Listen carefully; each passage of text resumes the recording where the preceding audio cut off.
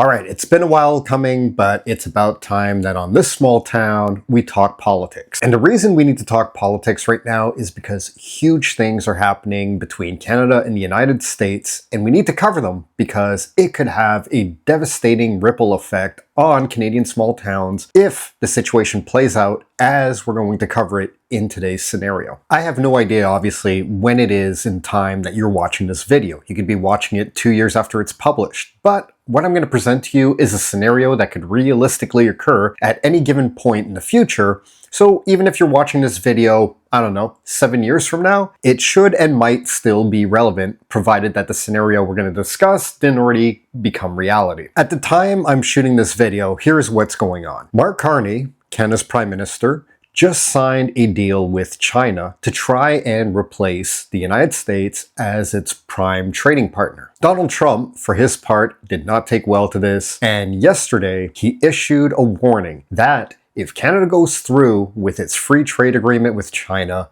then that's it. He's going to impose 100% tariffs on Canada and essentially cripple the economy. There are many schools of thought as to where this is all going to lead. Some people believe that Mark Carney is deliberately stoking conflict between himself and Donald Trump to leverage the fear that some Canadians have of becoming American. But the irony of irony is, much like Anakin Skywalker in Star Wars, sometimes giving in to your greatest fear is what makes your greatest fear come to life. And there's also an interesting theory some people have going around. This is kind of out there, but you know what? I can believe it. And I'll tell you why I believe it in a second. But some people actually believe that Mark Carney and Donald Trump are working together. That this whole conflict we're seeing right now is completely engineered. But one of the reasons I believe that is true is that Donald Trump is a storied wrestling fan. He loves wrestling. He's been involved in it. And if you look back on wrestling history, you might remember that one period in time where actor Andy Warhol and Jerry the King Lawler staged a fake conflict between themselves. They had the whole world believing that they were embroiled in a real-life fight, complete with Andy Kaufman giving Jerry the King Lawler permission to assault him on the David Letterman show.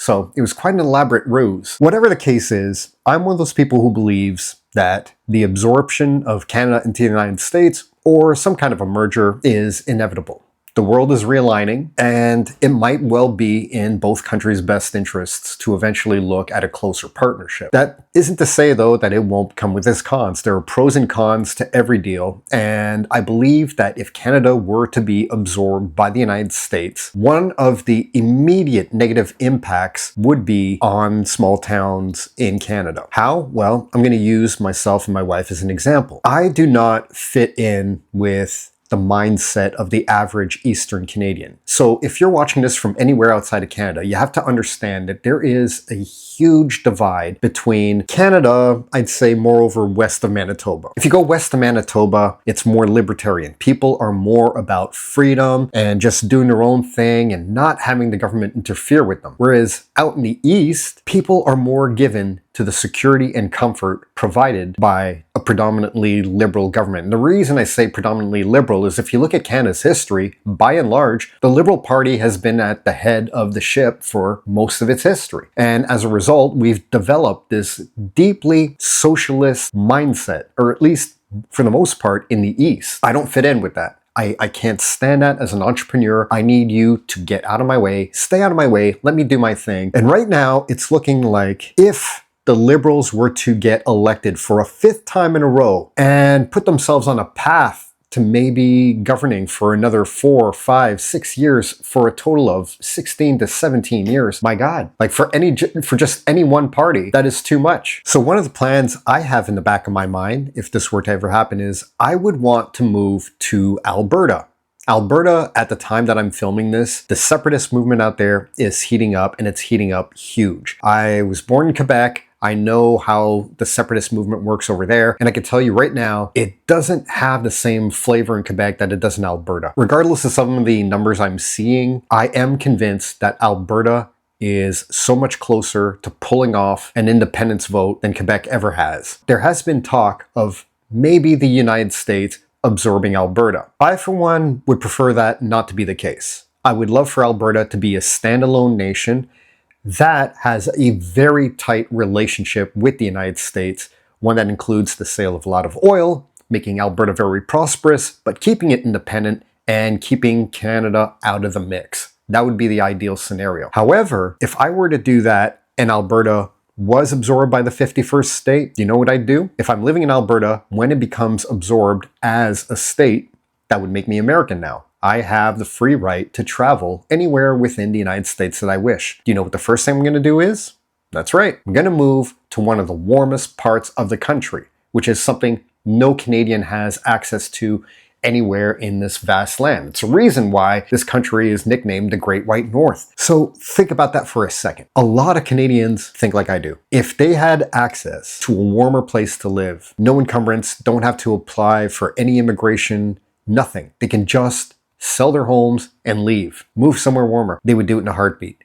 A lot of Canadians are talking crap about Trump now, but regardless of Trump or any future president of the United States, think about how they would feel if they get to finally leave behind that lifelong town they've lived in that always gets turned into this icy hell every year. They would jump at it, especially the older they get. And that is what would signal the end of small town Canada. Any small town that is not within 200 kilometers of the US border, just flat out dying. Unless, of course, there's a very prosperous industry there. That would be the only thing keeping them. And that is why I think that if Canada actually merges with the United States at any point in the future, that will be one of the number one impacts, a very negative impact.